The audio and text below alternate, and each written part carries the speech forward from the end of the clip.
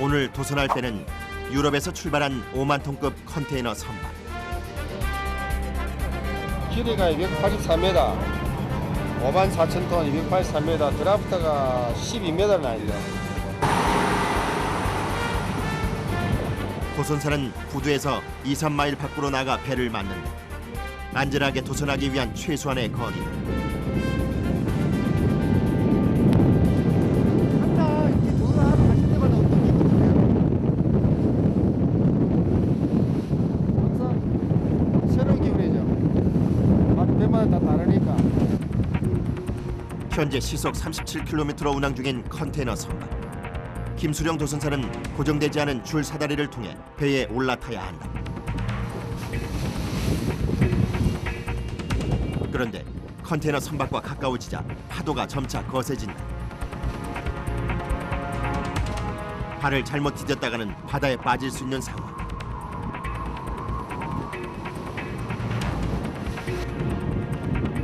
그러나 올해로 경력 6년째인 그는 침착하게 컨테이너 배에 올라탔다.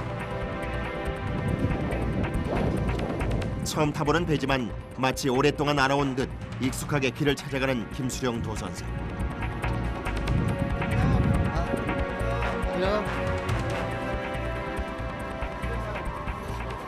상당히 위험하네요. 지금 오늘 날씨가 아주 위험합니다.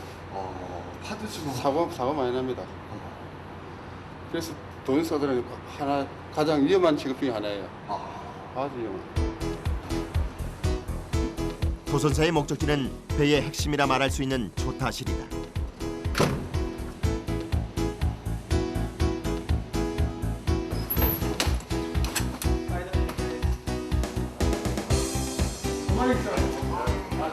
이곳에 들어서는 순간 배의 항해와 관련된 정권은 도선사에게 이임된다. 배의 구조와 크기를 먼저 살피는 김수령 도선사. 그 후 교신을 통해 현재 위치를 파악한다. 현재 우리나라의 도선사는 무려 242명. 부산에서 활동 중인 도선사만 42명에 달한다. 도선사를 쓰는 가장 큰 목적이 바로 안전입니다. 항만의 안전. 그다음에 효율성. 왜냐면 선장들이 하게 되면 아무리 시간이 많이 걸릴까 위험하고. 지난 2007년 부산 북항에 입항하던 10만 톤급 컨테이너와 크레인이 충돌. 크레인 4기가 가동을 중단하는 등 큰 피해를 입었다. 그 후 도선사의 역할은 더욱 중요해졌다.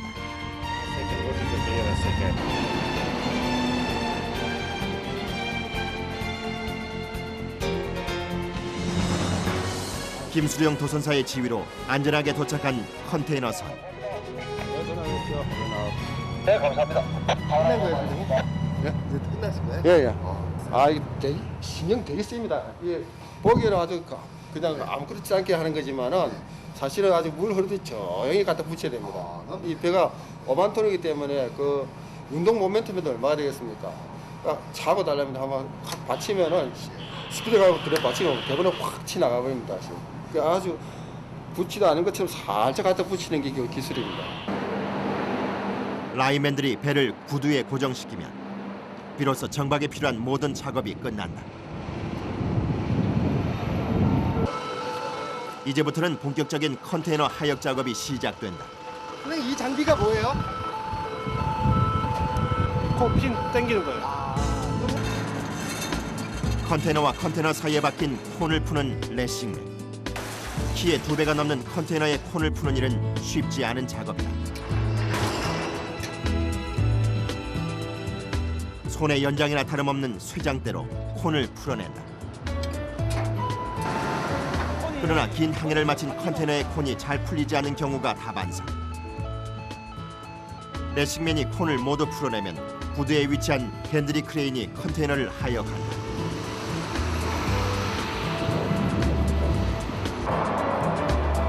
이렇게 옮겨진 컨테이너는 트럭에 실려 화주에게 운반되거나 야적장으로 향한다.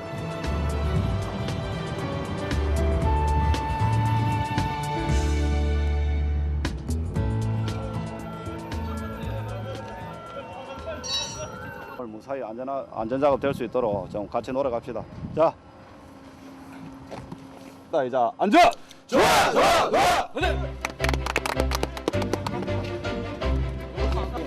각자 일할 크레인으로 향하는 기사. 맞아. 부두에서 처음 눈에 띄는 것은 일반적으로 야드 크레인이라 불리는 RMGC 크레인. 일반 건물 7, 8층 정도 높이에 해당하는 크레인을 조정하려면 걸어서 올라가야 한다.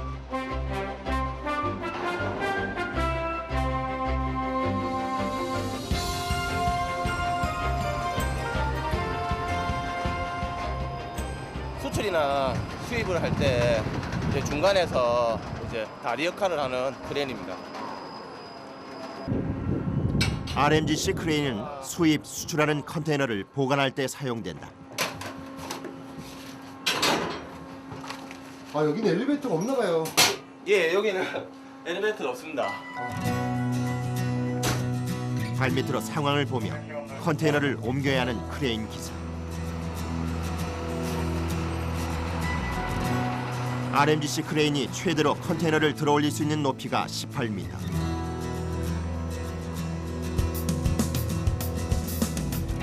크레인 기사는 그 이상의 높이에서 일을 해야 한다.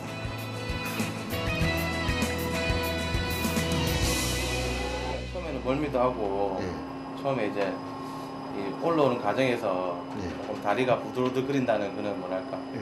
조금 그런 점도 없지 않아 있었습니다.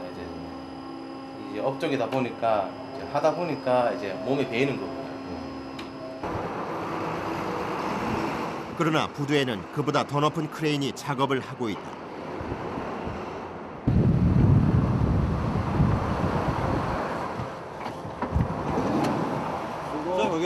그리고 저희 보시면 저 운전실이 있습니다. 예. 저 운전실에 올라가서 저희가 작업할 준비를 해야 됩니다. 아 예. 저기 보시면 상당히 높은데 예. 막상 올라가면 예. 그냥 되고 그렇습니다. 항구의 꽃이라 불리는 겐드리 크레인. 흔히 컨테이너 크레인이라 부르기도 한다. 같이 같이 올라오시나요? 부두에서 사용하는 하역 장비 중 가장 높고 규모가 큰 구조물이다. 한번 해보고 싶었고 남자라면 항만에서 네. 부산 사람이니까 네. 항만에서 한번 일하고 싶었고 이런 곳에서 일할 거라고 생각했으면 이 정도 장비는 한번 타보고 싶었다. 겐드리 크레인은 너무 높아 걸어 올라가려면 20분 이상 소요되기 때문에 자체 엘리베이터가 설치돼 있다.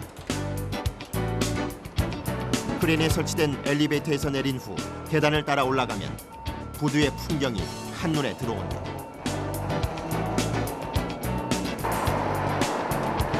보기만 해도 아찔한 높이의 철 계단을 지나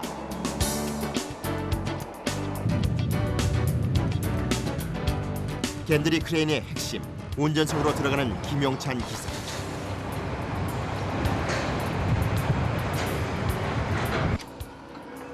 수고하셨습니다. 크레인 조종석에 앉으면 발 아래로 45m 풍경이 펼쳐진다. 이는 아파트 13층 높이이기도 하다.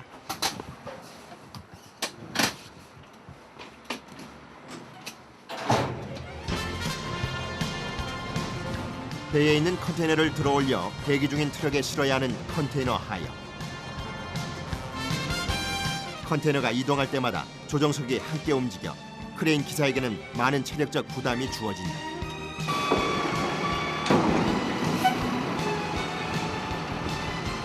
또 오랜 시간 높은 곳에서 일을 해야 하기 때문에 크레인 기사에게 담력은 필수 조건이다.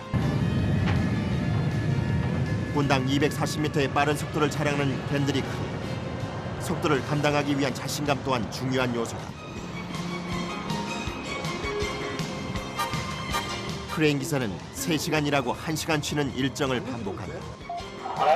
이렇게 12시간씩 3교대 근무를 하는데 크레인은 24시간 쉴 틈 없이 돌아간다. 그러나 최근 경기 불황으로 일거리가 20-30% 줄어들면서 크레인이 쉬는 상황도 발생하고 있다. 컨테이너하고 컨테이너 사이가 몇 센치나 되는 거예요, 선생님? 네, 저희 평균 컨테이너 사이는 한 5cm 정도로 보시면 됩니다. 이게 대단한 기술을 요하는 작업이네요. 예, 거의 눈으로 안 보이는 것도 많기 때문에 네. 거의 사람 감각이 중요하다고 할 수 있습니다.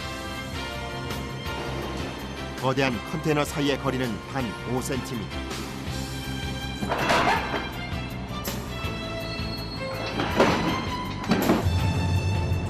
한치의 오차가 없는 정교한 기술이 요구된다.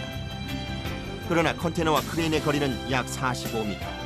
작업은 크레인 기사의 경험에서 우러나온다.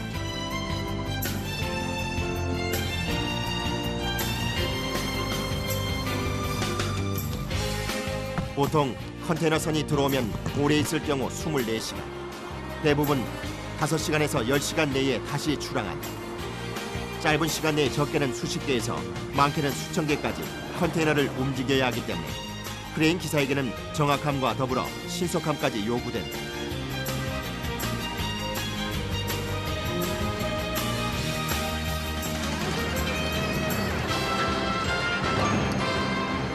케빈 이번에 해측 첫 번째 5단에 부착했습니다. 크레인 기사가 볼 수 없는 곳에서 눈이 되어주는 신호사. 크레인 기사와 신호사의 사인이 잘 맞지 않으면 컨테이너를 제자리에 싣고 내릴 수 없다.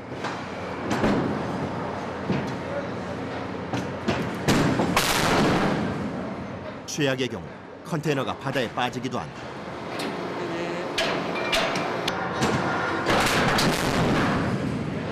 네, 세이브입니다. 들어갔습니다. 그래서 신호사와 크레인 기사는 서로 다른 곳에서 일하지만 호흡이 가장 잘 맞는 파트너다. 고기 안 튀겼어요. 맨날 그렇죠. 계속 눈이 돼줘야 되니까 주시를 계속 해야 되거든요.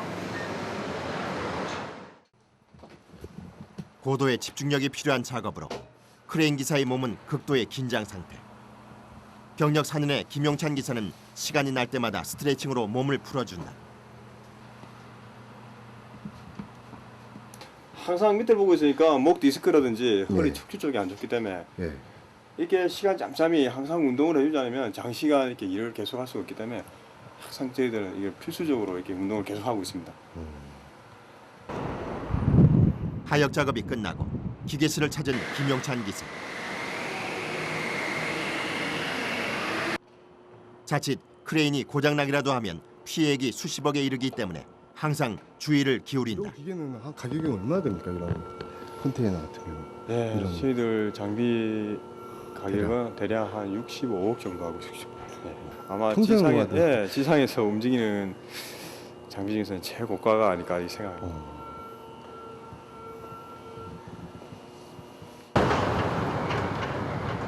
컨테이너 선이 모두 출항하고 기사들이 쉬는 시간. 김상수 조장이 급히 겐드리 크레인을 찾았다.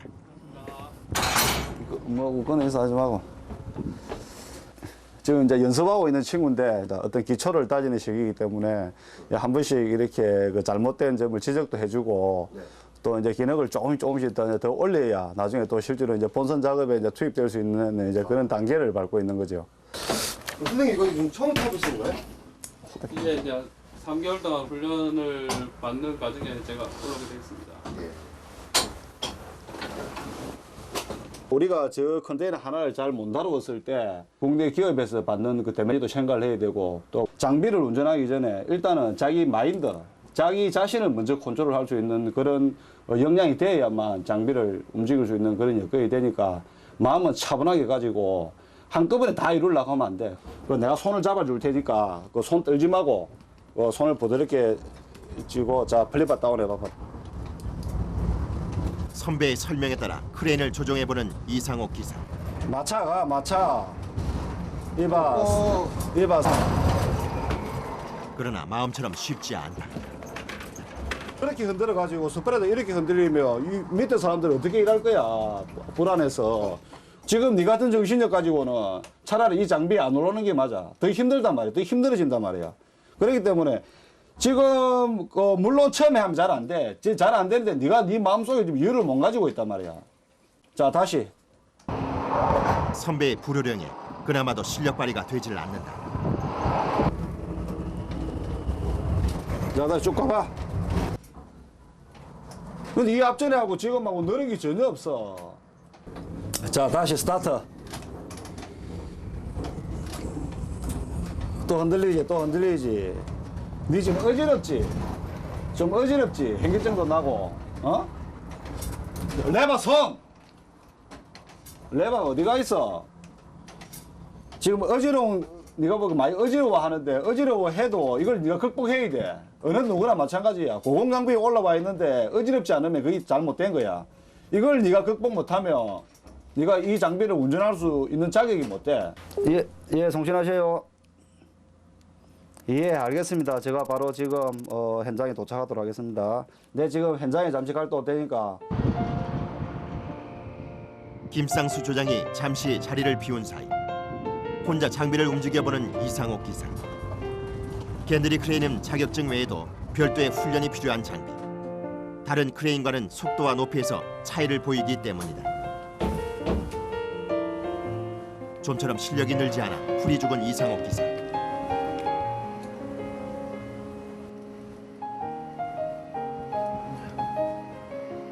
기회가 왔을 때는 그 기회를 얻는 자체도 힘들지만 이렇게 저에게 기회를 줬으니까 열심히 하고 부두의 꽃이라고 합니다. 퀵크레인이 꼭 한 번은 타보고 싶었고 부두에 있는 사람이라면 다 한 번은 경험해 보고 싶은 장비이기 때문에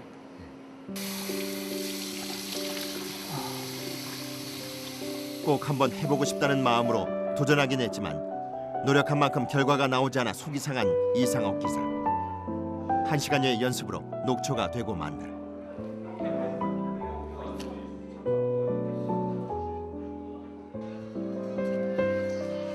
후배를 꾸짖은 것이 못내 마음에 걸린 김상수 조장.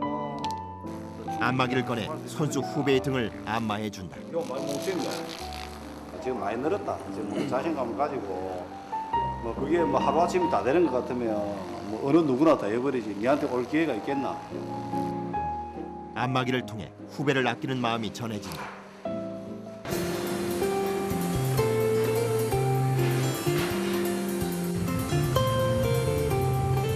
다음 날 아침 밤새 컨테이너를 실은 배에 오르는 레싱맨.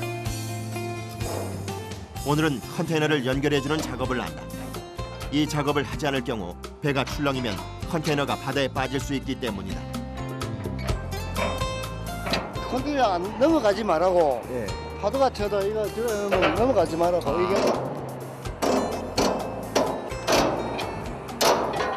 밤에 들어가면 팔 아프겠어요. 이렇게 힘 많이 쓰시면. 네, 매일 하는 일이다 보니까 처음에는 좀 그랬는데 지금은 뭐 안 하면 이제 오히려 몸이 더 아프죠. 네. 컨테이너에 핀을 고정하는 레싱맨. 이 핀 하나가 컨테이너 10톤의 무게를 견뎌낼 수 있다고 한다.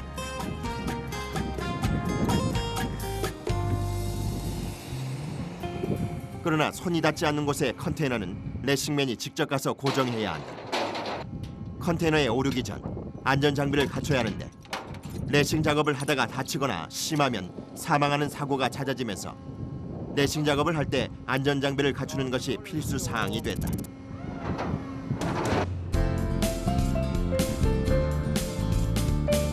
그러나 안전 장비를 갖추고 컨테이너 위로 올라간다 해도 레싱 작업만큼은 반드시 사람이 해야 하는 일이다.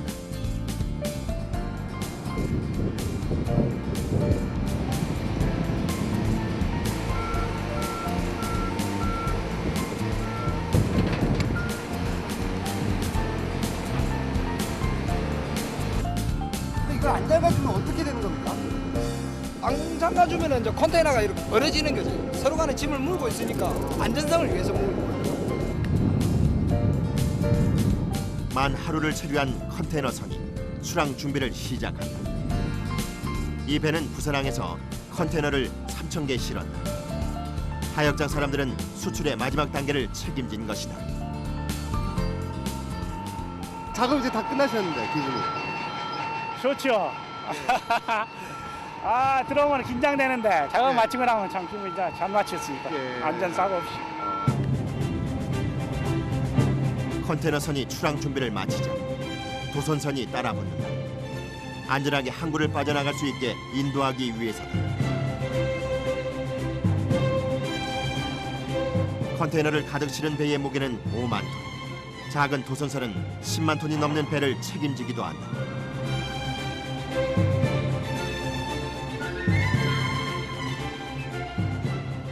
컨테이너 작업이 모두 끝난 김용찬 기사. 그에겐 아직 해야 할 일이 남았다.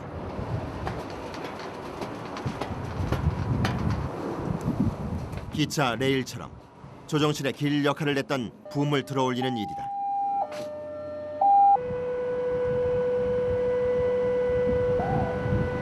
이게 저 안으로 정확하게 들어가지 않으면 예, 붐이 상승을 하다가 저 잘못해서 스테이 가이드가 가이드 안으로 들어가지 않고 옆으로 들어가거나 어긋나게 되면은 최악의 상황에서는 줄이 끊어져서 붐이 다시 떨어지는 바람에 전도 사고가 날 수 있습니다. 붐 전체가.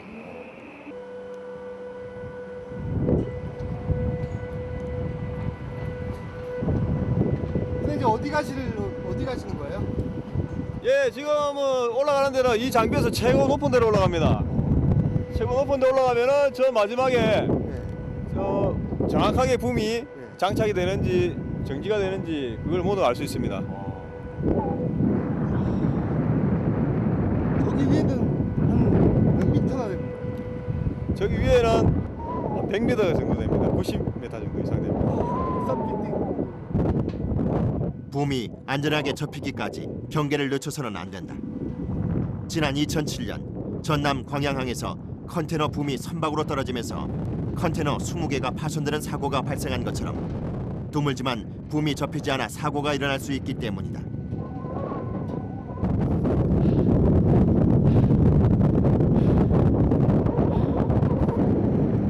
김용찬 기사는 붐이 안전하게 고정될 때까지 시선을 떼지 않는다.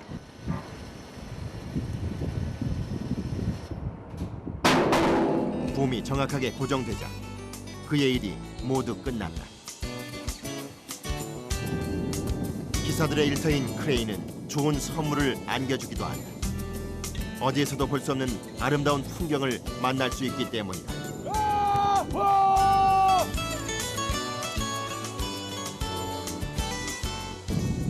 스트레스 사인이 됐으면 이거 소리 지르시면 됩니다. 아무도 들은 사람도 없고 딱 누가 보고 소리 지른다는 게 정말 시원합니다. 야!